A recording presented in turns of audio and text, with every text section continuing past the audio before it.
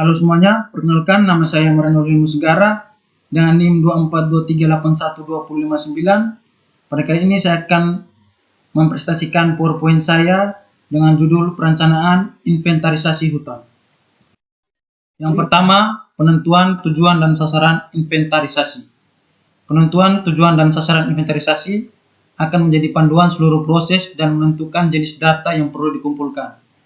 Perencanaan inventarisasi hutan memiliki berbagai tujuan krusial yang saling berkaitan. Yang pertama, pengolahan lestari, kedua, penilaian potensi kayu, ketiga, pemantauan kesehatan hutan, keempat, studi keanekaragaman hayati, dan yang terakhir, perhitungan karbon. Yang kedua, pemilihan metode inventarisasi yang sesuai. Setelah tujuan ditetapkan, langkah selanjutnya adalah memilih metode inventarisasi yang paling cocok.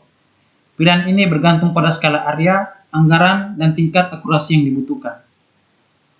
Yang pertama, sensori total.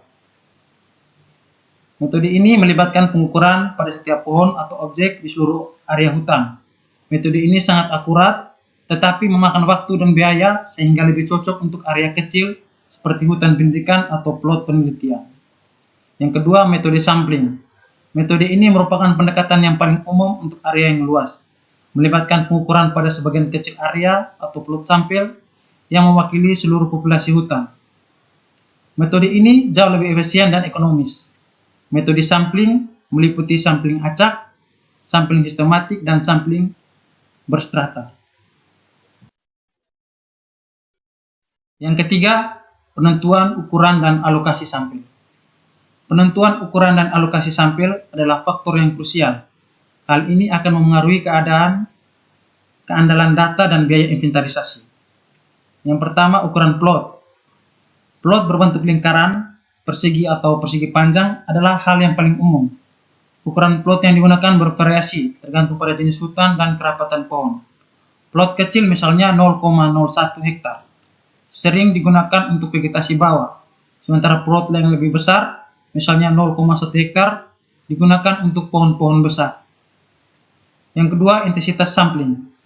Merujuk pada persentase total area yang disampel, intensitas yang lebih tinggi akan memberikan akurasi yang lebih baik, tetapi juga biaya yang lebih besar. Tingkat intensitas sampling umumnya berkisar antara 1% hingga 10% dari total area. Perhitungan statistik, misalnya menggunakan rumus varians, dapat membantu menentukan jumlah sampel yang memadai untuk mencapai tingkat akurasi yang diinginkan. Yang keempat, penyusunan rencana inventarisasi. Penyusunan rencana inventarisasi adalah tahapan penting yang berfungsi sebagai panduan operasional bagi tim di lapangan. Rencana ini memastikan seluruh pekerjaan terorganisir, efisien, dan mencapai tujuan yang ditetapkan. Elemen pertama yang sangat penting adalah peta dan batas, di mana peta kerja yang jelas dengan penandaan batas hutan dan lokasi plot yang telah direncanakan sebelum menjadi acuan utama. Setelah itu, jadwal kegiatan disusun untuk mengalokasikan waktu secara spesifik untuk setiap tahapan, mulai dari persiapan logistik, pengumpulan data di lapangan, hingga proses analisis data di kantor. Untuk mendukung kelancaran di lapangan, diperlukan daftar peralatan yang komprehensif, mencakup semua perlengkapan penting seperti GPS, pita ukur, kompas, dan alat tulis. Konsistensi data dijamin melalui penggunaan formulir dan prosedur pengukuran standar yang mendokumentasikan setiap pengukuran seperti tinggi, diameter pohon, dan koordinat. Selain itu, alokasi personil dan tanggung jawab ditetapkan untuk membatasi tugas secara jelas kepada setiap anggota tim, memastikan tidak ada duplikasi pekerjaan atau miskomunikasi. Yang terakhir, aspek finansial dikelola melalui anggaran yang merinci semua biaya yang akan dikeluarkan selama kegiatan, memastikan proyek berjalan sesuai dengan ketersediaan dana.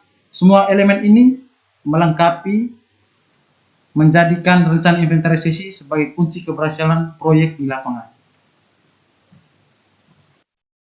Yang kelima, pertimbangan faktor-faktor yang mempengaruhi perencanaan inventarisasi hutan.